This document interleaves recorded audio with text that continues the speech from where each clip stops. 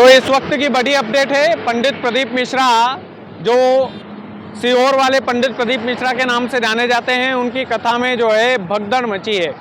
और ये जो भगदड़ है, इनमें कई लोगों के दबने की खबर है। कई बुजुर्ग महिलाएं, कई सारे लोग कथा सुनने के लिए पहुंचे थे। पंडित प्रदीप मिश्रा की ये जो कथा थी, ये 21 दिसंबर को समाप्त होनी थी, यानी कि कल ही के दिन समाप्त होनी थी।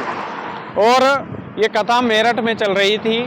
मेरठ के शताब्दी नगर में पंडित प्रदीप मिश्रा कथा कर रहे थे और कथा का जो समय था 1 बजे से लेकर 4 बजे तक था। लेकिन 1 बजे पंडित प्रदीप मिश्रा कथा शुरू कर चुके थे, उसके बाद ये भगदड़ मची है। भगदड़ का कारण क्या कुछ रहा, किस वजह से भगदड़ हुई, ये भी आपको स्पष्ट कर देते हैं। दरअसल पंडित प्रदीप मिश्रा जब कथा सुना रहे थे तब लगभग 1 ही बज रहे थे और 1 बजे उनकी कथा जैसे ही शुरू हुई वैसे ही भक्त जल्दबाजी में अंदर आने लगे और गेट पर तमाम सारे बाउंसर, पुलिसकर्मी, सुरक्षाकर्मी मौजूद थे। उसके बाद भी उनसे भी स्थिति जो है नहीं संभली। पंडित प्रदीप मिश्रा मंच पर पहुंच चुके थे। मंच पर पहुंचने के बाद ये हादसा हुआ है। यानी कि कथा उनकी आप आस्था चैनल पर भी देखते होंगे, या लाखों भक्त मध्य प्रदेश के और देश दुनिया के भक्त उनकी कथा को सुनते हैं। मेरठ में ये कथा को शुरू करने के बाद ये हादसा हुआ है और इसमें कई लोगों के दबने की आशंका है। हालांकि बाबा भोलेनाथ की कृपा ये है कि अभी तक किसी भी जनहानि का जो मामला है वो सामने नहीं आया है। हम भगवान भोलेनाथ से यही प्रार्थना करते हैं कि जनहानि का एक भी मामला पंडित प्रदीप जी मिश्रा की कथा में ना हो। भगदड़ मची है, कई लोग दबने की आशंका है। कितने लोग घायल हुए हैं, कितने लोग सुरक्षित हैं, इसकी कोई भी ऑथेंटिक जानकारी, आधिकारिक पुष्टि अभी तक नहीं हुई है। मेरठ के शताब्दी नगर में ये कथा थी। अब इसमें कई लोग ये बोल सकते हैं, तर्क दे सकते हैं कि पंडित प्रदीप मिश्रा की कथा में कहीं ना कहीं लापरवाही हुई होगी, इसी वजह से भगदड़ मची है। देखिए, लगभग 1000 से ज़्यादा पुलिसकर्मी पंडित प्रदीप मिश्रा की कथा में सेवा दे रहे थे। प्रशासन पूरा लगा हुआ था। सीसीटीवी फुटेज वहाँ पर लगे हुए थे। जो पूर्व में रुद्राक्ष महोत्सव में जो लापरवाहियाँ हुई है, उन लापरवाहियों को ध्यान में रखते हुए पंडित प्रदीप मिश्रा की कथा में तमाम व्यवस्थाएं की गई थी। 1 लाख से ज़्यादा श्रद्धालुओं की भीड़ पंडित प्रदीप मिश्रा की कथा में कथा को सुनने के लिए, कथा का रसपान करने के लिए मेरठ की धरती पर पहुंची थी, शताब्दी नगर में पहुंची थी।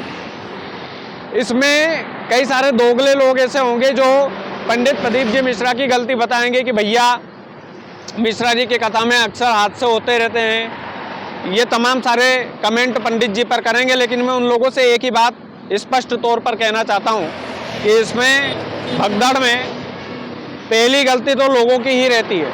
आप कथा सुनने के लिए जा रहे हैं, भगवान शिव के धाम में आप जा रहे हैं, और आप यदि जल्दबाजी कर रहे हैं और जल्दबाजी के चक्कर में ही सुनने में आ रहा है कि ये हादसा हुआ है, कहीं ना कहीं ये चोट पहुंचाता है। और शिव भक्त होने के नाते, क्योंकि शिव जी तो खुद ही डिसिप्लिन के परिचायक थे, डिसिप्लिन यानी कि अनुशासन के परिचायक थे। अनुशासन के साथ आप जा सकते थे। जगह नहीं मिल रही, आप बाहर बैठकर सुन लेते, आप टीवी पर सुन लेते।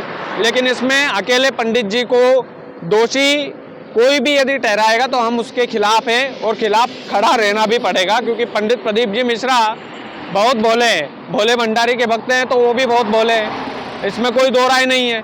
कई बार उनसे माफ़ी जबरन मंगवाई गई, हम वहाँ तक भी सहन कर सकते हैं, वहाँ तक भी हमारी सहनशीलता है कि हमारे मध्य प्रदेश के सीहोर जिले के रहने वाले प्रखंड पंडित प्रदीप जी मिश्रा यदि देश दुनिया में कहीं भी थोड़ी सी भी चूक कर देते हैं तो उसका मुद्दा बन जाता है।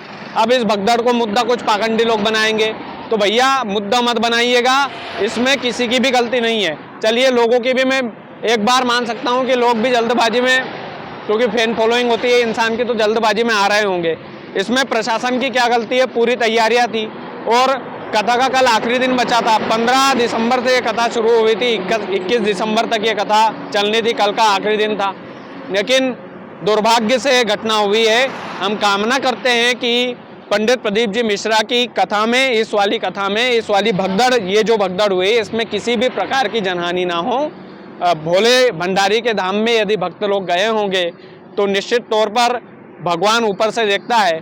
और पंडित प्रदीप जी मिश्रा की कथा का रसपान में खुद कई बार कर चुका हूँ, तो मुझे पूरा भरोसा है भोले भंडारी पर कि भक्तों को बिल्कुल सेफ रखेंगे, सुरक्षित रखेंगे। बाकी आप इस वीडियो को ज़्यादा से ज़्यादा शेयर कीजिएगा। चैनल यदि आपने सब्सक्राइब नहीं किया है तो प्लीज़ कर लीजिएगा। बहुत बहुत धन्यवाद।